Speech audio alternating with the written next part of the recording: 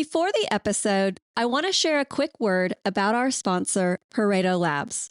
Pareto Labs is an online education platform that makes learning practical business skills easy and enjoyable.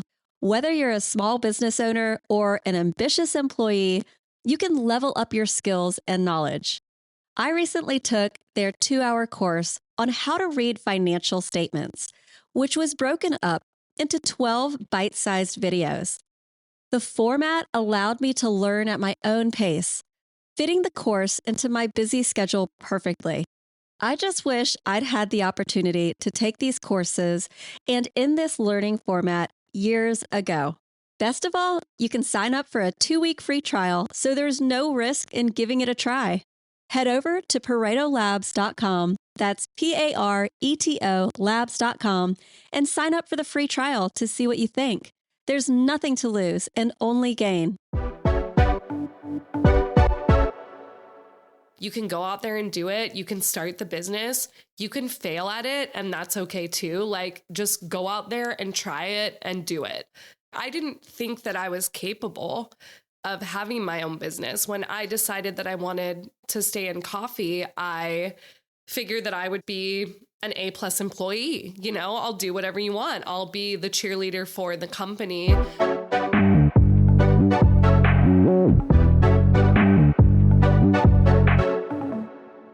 Welcome to How I Built My Small Business. I'm Ann McGinty, and today we have Danielle Connor with us, sharing her story and what she has learned going from employed barista to starting her own cafe and coffee roasting brand. Danielle is the co-founder of RETROGRADE, a popular local cafe in Sebastopol, California, and with a separate roasting facility in Petaluma. RETROGRADE was the first certified green coffee roaster and cafe in Sonoma County. Danielle takes a value-based approach in everything she does as a business owner, placing a focus on the people she works with and the quality of her products. You can find a link through to her business in the episode's description. Before we get started, there's one thing you can do to help me grow my show, and that is to please hit the follow button on your favorite streaming platform. This is tremendously helpful. Thank you. All right, let's get started. Thank you to our listeners for being with us today. Danielle, welcome to the show. Thank you so much for having me. I'm so excited to be here. Well, to start out, can you give us a little bit of an idea about your background, whether work or education, that led you to eventually starting RETROGRADE? Yeah, sure. So I grew up in the East Bay area in California. I always had a really big love for coffee ever since I was a kid. I can remember the first time that I had coffee with dessert during family celebrations. And as I got older, I knew I wanted to try working in coffee.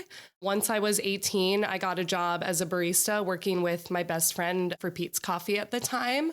And I just kind of fell in love with it. I really am a big people person. I'm a big social butterfly and extrovert. So I really love the nature of coffee where you can serve a really wonderful product, but it also is a space for people and a way to connect with people. So it just kind of was my calling. I stuck with it. I did spend a little bit of time in college, but it wasn't really my thing. And the entire time I was still working in coffee. So eventually I met my now husband, Casey, and he was also working in coffee. And I just kind of came home from work one day and I was like, what do you think if we started our own business and tried to have our own coffee roasting brand and our own coffee shop someday? And it took a little bit of convincing, but he went along with it. And then, here we are now. So what did you guys do, though? I mean, you came up with the idea. What kind of brainstorming or business planning or thoughts did you have for how you were going to make the idea come to fruition? So at the time, I was managing a bagel shop in Oakland called Beauty's Bagel Shop, and it's a small mom and pop shop. I worked really closely with one of the owners, Amy Remsen, and she really made me feel like I could have my own shop, and she helped show me a lot of the ropes. She was willing to teach me anything that I wanted to learn. So I feel like the seed was really planted for me when I was working there. The shop that they had was bustling. It was in a little neighborhood called Temescal, so very well supported by the community there. And it really made me see that you can have such a greater purpose through acts of service, whether it's food or beverage. And for my husband, he was working for Blue Bottle Coffee at the time. He was working in the roastery as a stage, and he was also working at the Ferry Building in San Francisco as a barista. So also very high volume. And it's hard for me to answer this question, honestly, because I feel like it all just kind of came naturally, and there wasn't really like a ton of planning like I would do now if I could do it all over again. So we started off by getting a coffee roaster and roasting our own coffee. We spent probably about 6 to 8 months before we started serving our coffee, just getting really good at roasting. We were really grateful for our friends at Blue Bottle who helped us learn how to roast, tasted coffees with us, gave us really good, honest feedback so we could really perfect that part of our craft. And then we started doing pop-ups at Beauty's Bagel Shop. They were closed on Mondays, so they let us use the space to do a pop-up cafe. And my friend Sloan, who owns a bakery called Rolling Sloan's, she did the pop-up with us and would serve her baked goods. So we figured that that was going to be a really good way to like test the market and see if there was a market for what we were doing. Because at the time, this is in 2014, so specialty coffee is becoming more of a thing. People are more interested in it and starting to seek out smaller coffee brands. And it worked out really well for us, honestly. What do you think were the key elements that you observed at both of those locations where you and your now husband were working that you were like, we are going to bring this with us when we open our shop? The way that everyone interacted with the community, the way that the owners were so invested in all of us as employees, making sure that we had, skills to do the job to the standard that they expected. They were very supportive. I mean, really just seeing the way the community responded to them was so impactful for me. When I worked at Pete's, there was a community of regulars, but it just wasn't the same as working for like a small mom and pop shop. And I was there for about 4 years total. And it was just like so special to me to see the way that you get to know people on kind of like a granular level. You get to see their families grow. You get to celebrate all of these wonderful moments with them. And you learn stuff about them that maybe even some of their closest friends or family members don't know through those connections you make. So can you tell us about some of your most memorable memories from that time when you and Casey were roasting and you were practicing? Because I assume that Blue Bottle probably didn't give you like full reins to use their roastery to practice your technique. Can you just tell us some of those stories from the really beginning? Yeah, so Blue Bottle definitely didn't let us use their roasters, but also, I mean, their coffee roasters are huge and we were just starting out, so it wouldn't make sense for us to do that. We bought a 1 kilo roaster called the Huki 500. So that was kind of our first step. And then we operated it in the kitchen at Beauty's after hours. My husband does all the roasting, so that's a little more of his realm. But yeah, we spent a lot of time like making sure everything was tasting how we wanted it to. We definitely had some really, really long nights because at the same time, I was working at Beauty's Bagel Shop managing. During the day, I would work sometimes 12-hour shifts there and then stay at the bagel shop after my shift was over so that we could roast coffee and then utilize their equipment there to see how the coffee was tasting and see what we wanted to change. So I feel like there were really some very long nights. There were times where things unfortunately went horribly wrong. Like I remember one of our first nights when we were getting ready for a pop-up and we're roasting coffee. And on that coffee roaster, since you're roasting 1 kilo at a time, it produces about 12 ounces of roasted coffee. So like 1 bag of coffee. So we're roasting, you know, my husband's there roasting for like 12 hours all night. I'm there getting other beverages ready, like making lemonade and cold brew and iced teas. And I bumped a full like 5-pound bag of coffee over onto the ground. And obviously we did not use that coffee for the pop-up. So like a lot of little like bumps in the road like that I felt like really tested me and tested us as to how much we wanted it, you know, and we really did want it. We really wanted to be successful. So we just, you know, you just keep going, start roasting again, take it from the top. Sometimes that's just kind of all you can do. Nice. Yeah, that's awesome. And is it common for people within the industry to kind of open up their spaces and to support their employees this way with their own ideas and business concepts? I think it is really special. You know, I don't know what it was, what she saw in me that made her want to support me. And it could have also been the fact that I am very nosy. I ask a lot of questions. I'm always like, you know, peering over her shoulder, wondering what she's doing, because their shop was successful from the get-go. The day the doors open, like we had lines out the door and around the block. And I was amazed by the way that people showed up for her. And in turn, she really showed up for me and for the other team members. For Casey, when he was at Blue Bottle, it was more so the people who he was already working with, who were close with him, who were willing to support us in this journey. So not necessarily a ton of higher ups, but at that time, he was also working with Lauren Crabb, who's the owner and founder of Andytown Coffee Roasters in San Francisco. And I think that there was just, you know, a spark there.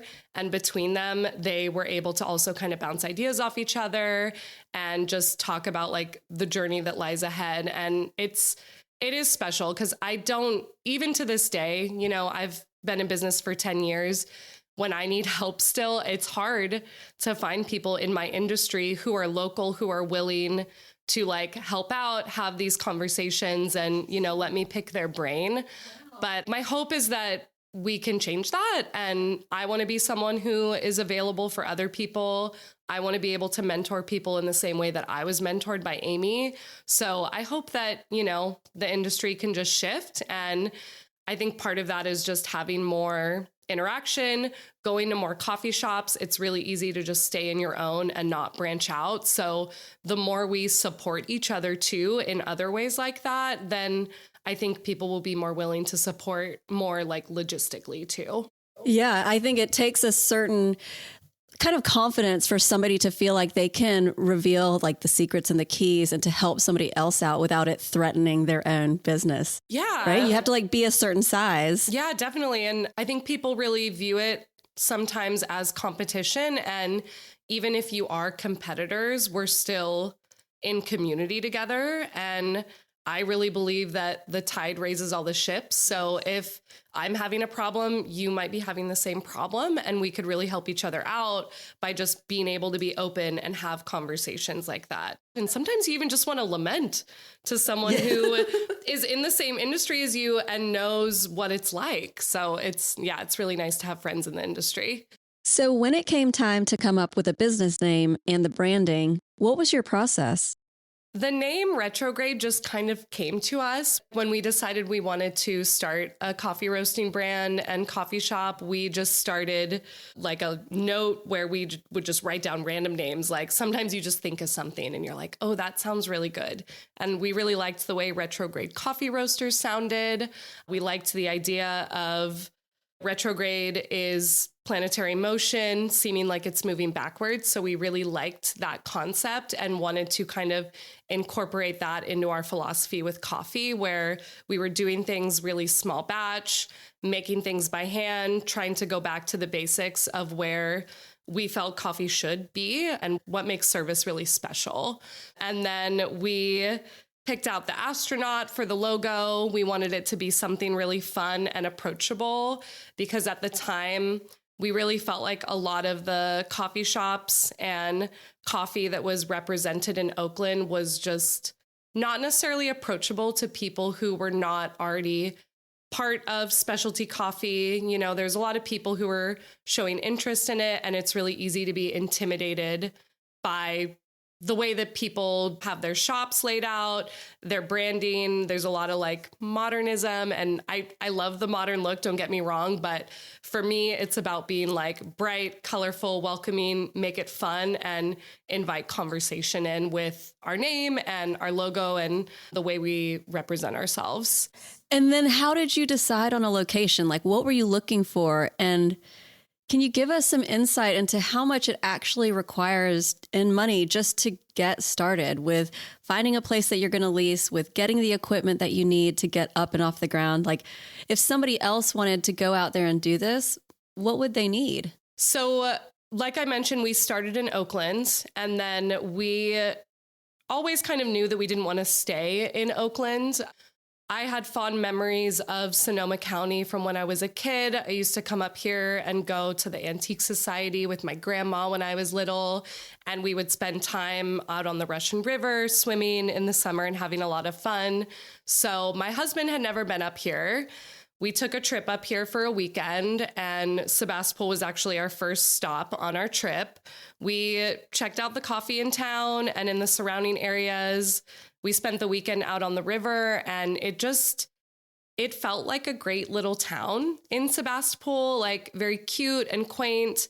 Everyone was really friendly. And I remember we had a moment where we stopped in one of the liquor stores on the highway to like get some drinks once we got into town. And I just said, oh, I love it here so much. Everyone is so friendly and nice. This town is so cute. And the person in front of me in line said, where are you from? And I said, we're from Oakland. And he's like, well, you should live here if you like it that much. And I was like, okay, like, is this my sign? Like, I will never forget that person. And then, yeah, we went back to Oakland. We decided to move up here. So 6 months later, quit my job, and we moved up here to Santa Rosa. We started roasting coffee in our apartment and got a cottage food license so that we could do farmers markets. And then for the next year and a half, we did farmers markets, we catered weddings, we did events, like pretty much just getting ourselves out there wherever we could and see how different parts of the county reacted to us and if they liked us or not. And doing the farmers markets was such a great way to do that. We were as far north as Healdsburg and as far south as Petaluma doing farmers markets. Ironically, we actually never did the Sebastopol farmers market. We couldn't get in, but we did do the Occidental farmers market, and that was like one of our best farmers markets. So once we were like, okay, we should start looking for a location, we were just kind of, we looked at so many spaces like all over Santa Rosa, Sebastopol. We looked at many shops in Petaluma as well, but financially, like that was a really big barrier for us. We knew that we could not take something on and completely build it out from the ground up. So we were really looking for something that was a little more turnkey. Smart. Yeah, it's a good way to save money and also go into something that already has some sort of established customer base. So we were doing a holiday market in downtown Santa Rosa, and we had a friend named Cameron who I met through serving coffee at markets and events. And he came up to us one day. We were so busy, and he's coming over and he's like whispering at me. He's like, I think I have a cafe. I think I know a spot where this could really work for you. And I was like, oh my God, I'm so interested, Cameron, but like, please not right now. So we connected later, and he introduced us to his friend, Adam, who was the former owner of the shop that we are in now in downtown Sebastopol. And Adam was looking to get out and sell his business. Unfortunately, it wasn't doing very well for him. He was doing like a wine and coffee concept that was very heavy on the wine. And that was more where his expertise was. So I think that's part of why it probably wasn't too successful. They needed a little more experience in coffee. So we met with him. We looked at the shop. I hated it. I said, Casey, there is no way we are going to open up a coffee shop here. It's just, it was dusty. It was not looking good. Like the first day we went to look at it, the employees didn't show up for work. So like they weren't even open. Oh yeah. I was like, I do not want to take over this disaster. But I thought about it more. I showed it to my mom. And my mom was like, I think you can do something really great here. And Casey also like really believed that we could do something great there. So we talked with the owner. He was willing to do a part owner finance for the sale of the cafe. And that is pretty much what allowed us to be able to open. So thanks to my mom. Thanks, Mom. She co-signed on a loan for us for $60,000. That was a personal loan. And then we paid off the rest of the amount to Adam over the course of the next 18 months with a monthly payment. Wow. And I think we had about $15,000 in our bank account when we opened. And that was enough for us to get our inventory set up for all of our dairy and food and coffee, paper goods, all of that, and get our payroll started so we could start training people ahead of when we open. And then, float us like a little bit for the first few months because it was definitely pretty slow. So we needed a little financial help from that loan to like pay the rent, pay our PG&E bill and all of that. How long did it take before you felt comfortable, where you felt like the cafe is starting to see more people turning in? What did you do to bring the community to your shop? A lot of what has made us successful is word of mouth. People love coffee out here, which is really great. And people would come in, have a great experience, and tell their friends. Honestly, the first year we opened was 2017. So that was an incredibly rough year up here. There was a flood in the Barlow in January when we opened. And that was also the year of the firestorm that came over from Napa.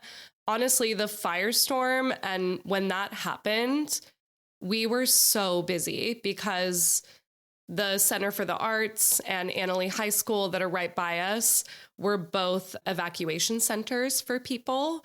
And people were just coming in droves to get coffee, charge their devices, even just have kind of like a nice little community moment. And for my husband and I, as well as several of our employees, we were also all in it and dealing with the impacts of the firestorm. Most of us were displaced from the firestorm, but we were all still wanting to show up together, to be there for each other and be there for the community.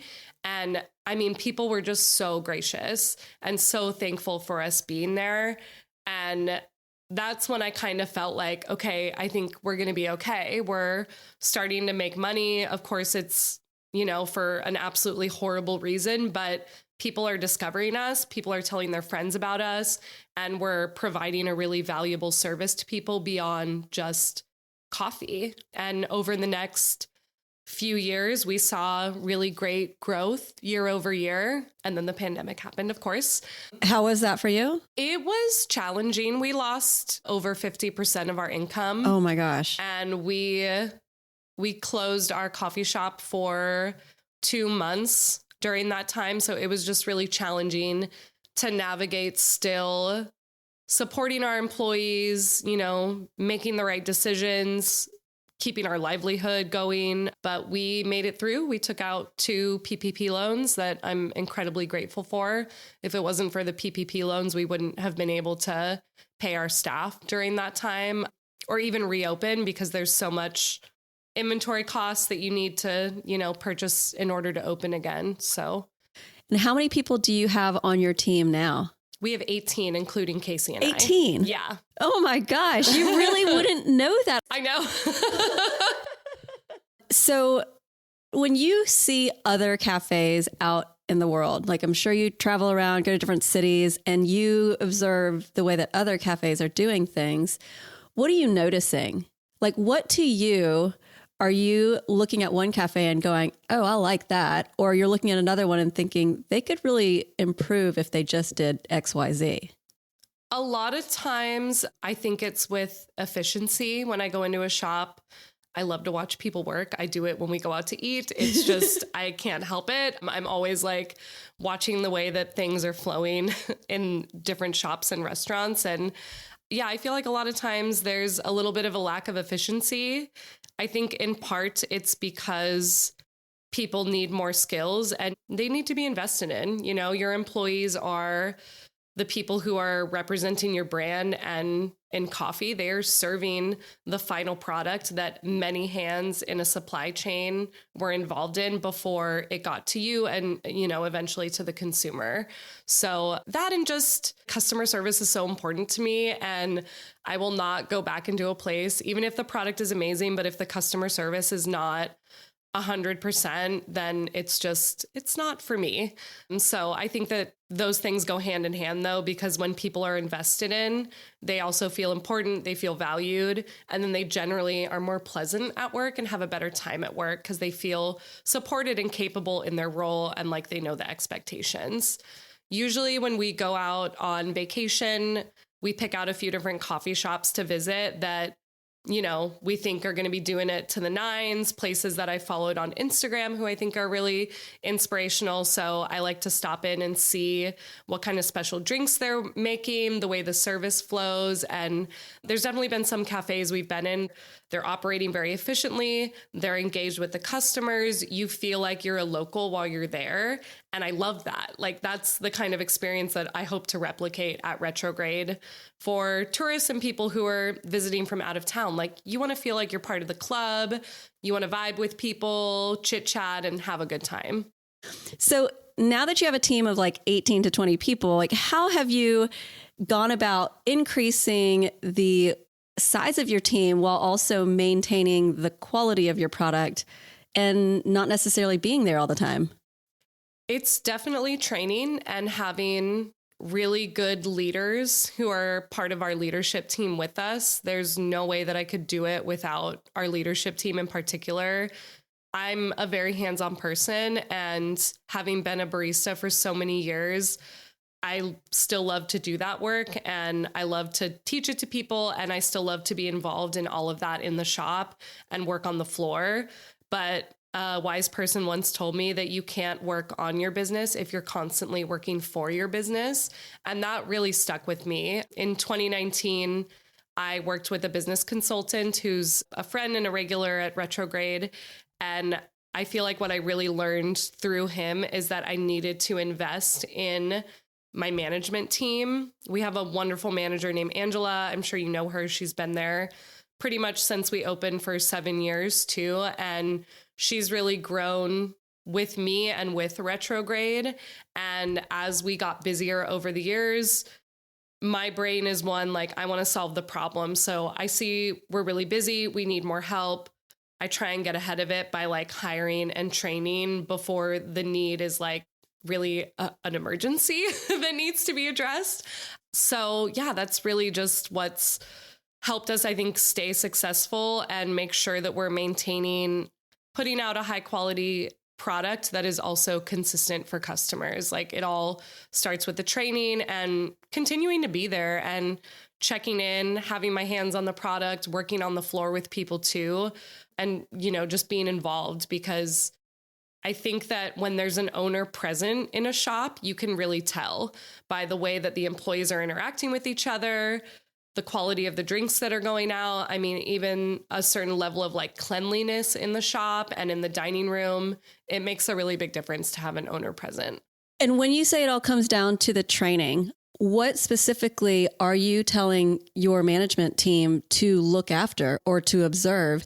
And how are you incentivizing them to do a good job for you? We have a training program that we've developed in part with our leadership team. We have a lot of lists. I'm a list person. I think it really helps people to have something physical that they can reference like during a training and after a training. And then we also do progress reports. So we try and make sure that our trainings are not necessarily led by the leadership team, but they are led by the team member who is going through the training, making sure everything's making sense to them. Do you want to spend a little more time on the food menu today to make sure that you really have it down? And just, identifying where people are struggling so that those are the areas that we're supporting them in the most. So I find that usually when people are new to working in a cafe or working in coffee, there's areas they're really going to excel in, and then other areas that need a little more work. It's natural. And I think really having an environment where people feel comfortable saying, I'd like a little more training on this, Can we go over this again? This isn't making sense to me. I've worked in cafes where you were just expected to go through a training, memorize everything, and then you're going to do it by yourself the next day. And it just doesn't work. It's chaotic. People don't enjoy their jobs. It's really not good for the customer experience either. So all of our leadership team, they all are involved in various levels of the trainings too. So Angela will do all of the introductory trainings, all the education. We have several shifts that are just learning about retrograde, learning about the products and tasting everything before they even step on the floor to start helping customers. And then we like to make sure they know the flow. We're pretty meticulous about the way we want things to flow on the register and on the bar. And then also knowing that there's always someone there who they can call on for support if it gets really busy or if they have a question. And then having those progress report check-ins that are led by the team member who's being trained, so they're able to do a self-evaluation of their own performance. And then we can really kind of connect with them afterwards and be like, okay, we'll do another training here and, so on and so forth. Do you have some sort of bonus structure for them? Because when I go into your shop, it seems like your team is really motivated to do a good job as if they are the owner, so you've got some sort of magic sauce that you've figured out when it comes to increasing the size of your staff. How is your team so dedicated to the success of your business? Well, I try and make sure that they're paid well. And luckily, we also get great tips from our community who supports us there too. So that definitely helps. We're finally able to provide benefits for people. And I think part of it is just being really transparent with them about what's going on within the business and the bigger picture. Like I've always let people know, Angela, and we have another team member, Neil, who they both been with us for 7 years. And I've always told them, like, I want to take care of you. I want to get you benefits. I want to do all this. Like, we just have to get the business to the point where we can afford to do those things. And, I know it's really hard. And it honestly, a lot of coffee jobs, I've never worked in a coffee job where I've been given benefits or even like I used to get 10-cent raises at Pete's Coffee. It's like a joke. So we make sure everyone knows, like, every anniversary they're up for a raise. This year, we even just gave everyone a raise at the beginning of the year instead of waiting for their annual review to happen. 401ks, healthcare. We just started providing paid time off to people as well. So I think, taking care of people with benefits and making sure they feel taken care of, that they don't have to struggle, that's incredibly important and makes people enjoy doing the job that they do. Because, it's really hard work sometimes, and it can be really stressful and emotionally challenging. But also, honestly, just being there with them and being in the trenches with them when it's really busy, showing up with them just as much as they show up for us is, I think, part of what makes people like working for us. And coffee kind of draws a really particular individual to the industry too. There's a lot of artistic people and creatives who use coffee as a means to kind of fund their life and their lifestyle outside of work. And that really helps too. We have a lot of people who like each other a lot. We hang out outside of work. We have like craft nights. We go and do things together. And that just helps build the connection more. Like, when you like hanging out with your coworkers, you're more inclined to come to work too. Yeah, you've done a great job with it. Thank you. I'm so, honestly, I have to pinch myself sometimes because I've worked at shops with incredibly high turnover. It's really hard when you hire a new person and they're like, oh, everyone else is new also. Oh, yeah. You're like, what's going on here? So I'm really grateful that we have a team of people who are passionate about coffee. They're passionate about what we do with Retrograde and all the behind the scenes stuff. And they just, I think they like me. I hope. I think so. What your team is an admiration and an aspiration for what a lot of small businesses should aim for having, because it just feels very cohesive. Thank you. So I've always wondered this, and I would love to know whatever it is that you're willing to share. And you don't have to give us an exact figure or anything like that, but can you just give us an idea of like how much can a popular single location, local hotspot of a cafe make in revenue and profit? You can make $1 million. Nice. Not in profit, but you can make $1 million. Yeah. Something for us, I mentioned earlier, we've always wanted to just keep reinvesting back into our business and back into our team. So honestly, I feel like we could be more profitable if we didn't do that, but it's not the way that I would ever want to operate my business. Yeah. I want to, see where the need is and say, okay, we need another oven. Let's buy another oven instead of just trying to make it work and break our backs with just one oven for all of our baked goods throughout the day.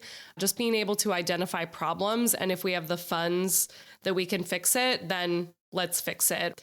Part of what allowed us to give a raise to all of our team members at the beginning of this year was because we just paid off our loan for our coffee roaster. Oh, wow. So that freed up $1,500 a month. And to me, that should go to the people who work for us and not in my pocket or Casey's pocket. I feel taken care of from Retrograde and our business and what we're able to live off of. So I want to make sure that I can make sure that like everyone else feels taken care of now in their roles. Amazing. You are a role model. Thank you. Well, I feel like, some people would probably say that I'm not a very good businesswoman because my business does not show a huge profit every year, honestly. You and Casey, I assume, are on payroll. We are, yes. So the profit is on top. Do you roast all of your own beans? We do, yeah. How do you source your coffee beans? So my husband, Casey, does all of the coffee sourcing. When he was working at Blue Bottle, we were able to make some connections there and just kind of understand how that part of the process worked. There's a really great company based in Oakland for small, kind of like home roasters and people who are starting out called Sweet Maria's. They also have a sister company called Coffee Shrub. So through them, you can source some really amazing coffees. These folks are a very small team. They go to the country of origin. They meet with the farmers multiple times throughout the year and are invested in those communities. So when we were starting out, like we knew that we wanted to make sure that we were purchasing coffee ethically and that the farmers who are growing the coffee are being taken care of, especially because a lot of coffee farms are also growing fruits, vegetables, they have cows, maybe they're growing sugarcane or producing other things. They're supporting a greater community around them as well. Sweet Maria's was a great way to make sure that we were buying really high quality coffee and that we felt really good about the coffee that we were getting. As we started to grow, we started to look at other importers. There's some coffee importers who are more commodity coffee. They're serving much larger corporations. And then the importers that we like to work with are not. They're specialty coffee. They're working direct with farms and they're serving small businesses like us. So in coffee, there's kind of like a joke that you want to be able to like eventually leave your job as a barista to be able to become like a green coffee buyer or, get into the office job so that you can have a little more security, be a little better taken care of. So you kind of end up having friends too, who maybe you worked with them as a barista or they were a roaster at a coffee shop you liked, and they've gone on to work for a different coffee importer. So we have a few friends who we work with to source our coffee who work for various importing companies who are still more oriented towards specialty coffee.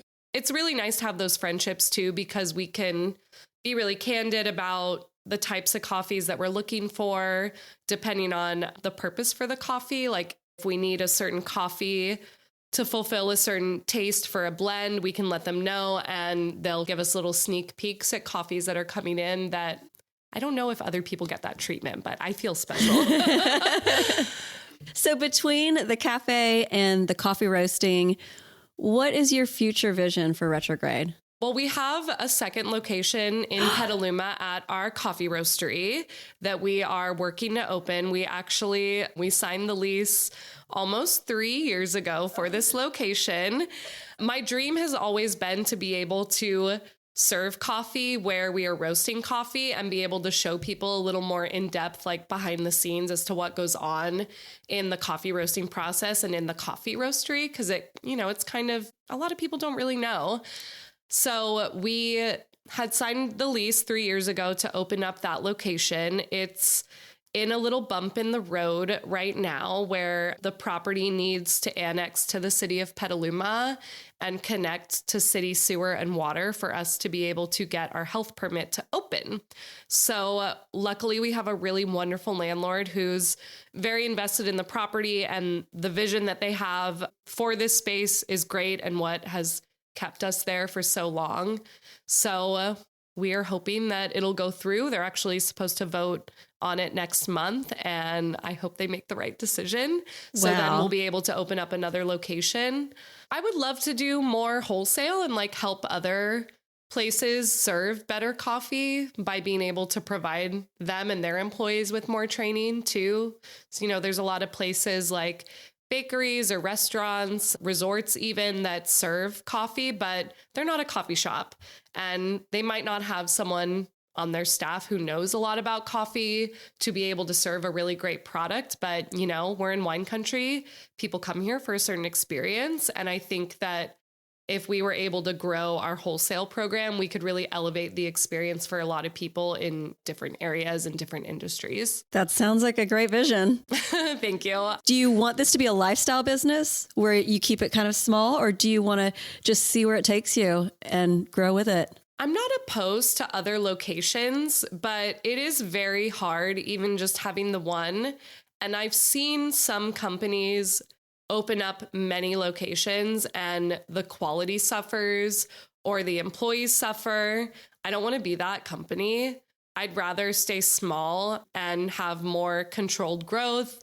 If it feels right, then, we can explore that and see what that looks like. But I definitely want to maintain the quality and everything that we already have going. Yeah, that makes sense. So if somebody approached you and maybe they want to start a coffee business, or maybe they just want to start a business, what advice would you give them that are key lessons you've learned from your entrepreneurial journey that you think could really help them? I would say to make sure that you are taking care of yourself and your mental health before you really need to. I think that it's really easy to keep going, and sometimes we feel like we have to keep going, but sometimes you need a break and it's really hard. And personally, I struggled so much with my anxiety. This was even before the pandemic, from just working so much, being successful, but also being really stressed out about how to sustain the success. Is it going to last? And I had times where I just couldn't even bring myself to drive into work, to tell you the truth. And I would have to call my husband and be like, I'm having a panic attack. I need to just take this day for myself. And that year I really worked so much and, worked with a therapist to get through that for myself. But I wish I did it before I needed to do it and had the tools to take care of myself before I was already in a state where I really needed help. I also think it's really important just to get experience in your field, whether it's from having someone to mentor you or a consultant, like someone who is experienced in the industry who can help guide you through all the bumps in the road and the struggles, or even just, work as a barista.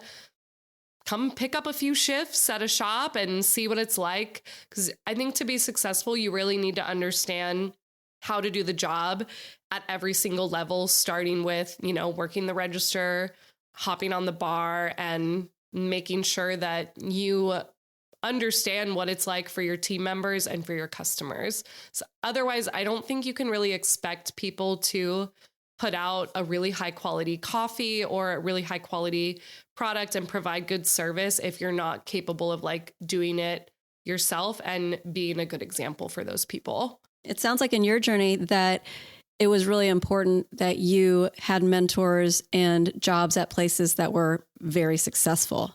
Do you think they could get the same kind of experience at any location, or do you think they should be cherry picking?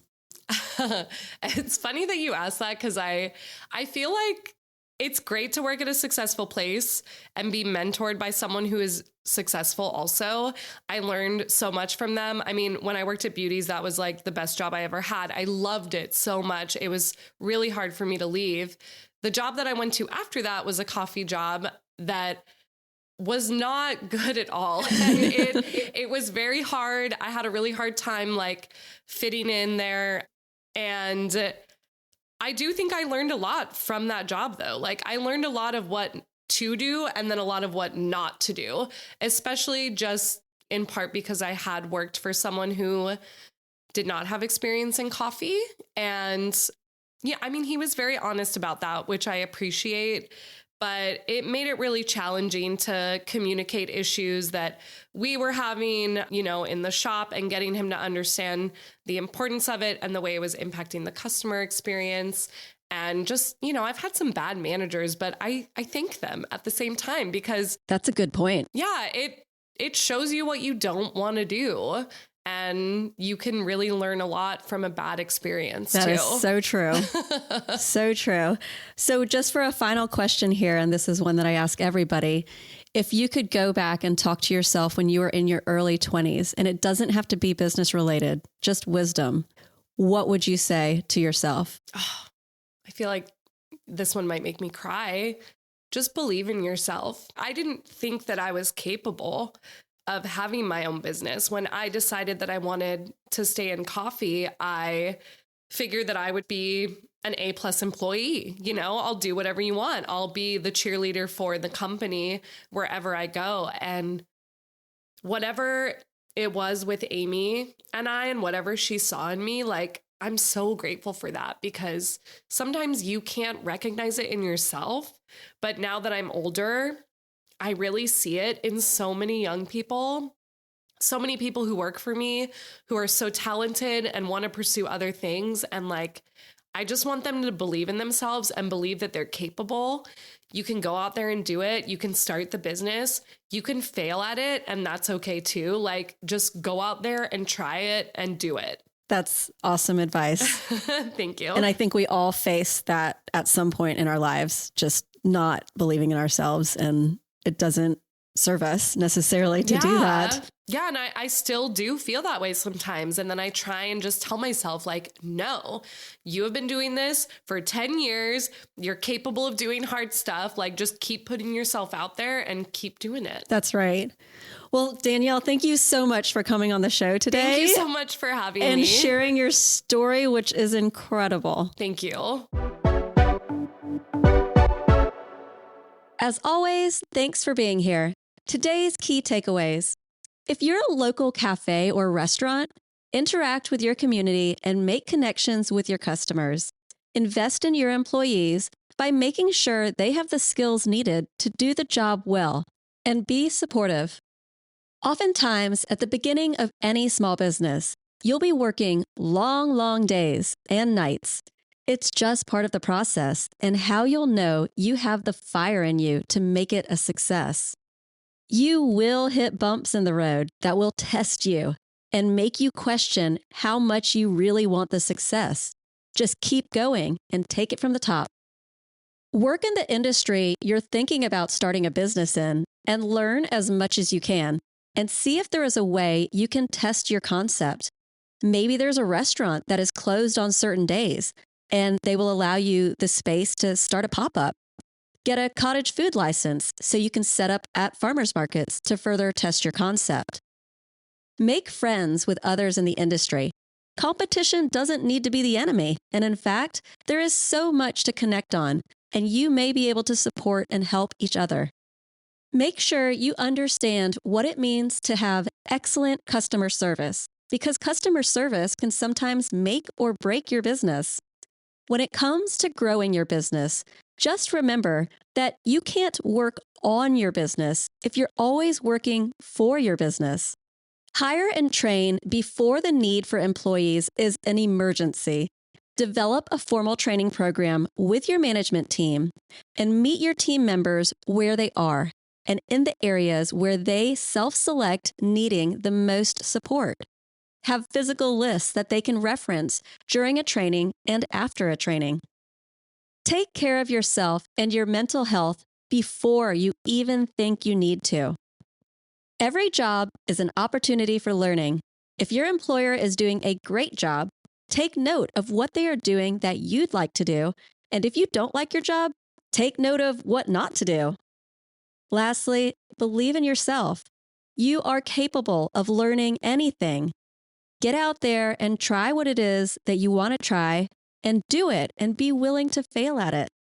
That's all for today. I release episodes once a week, so come back and check it out. Have a great day.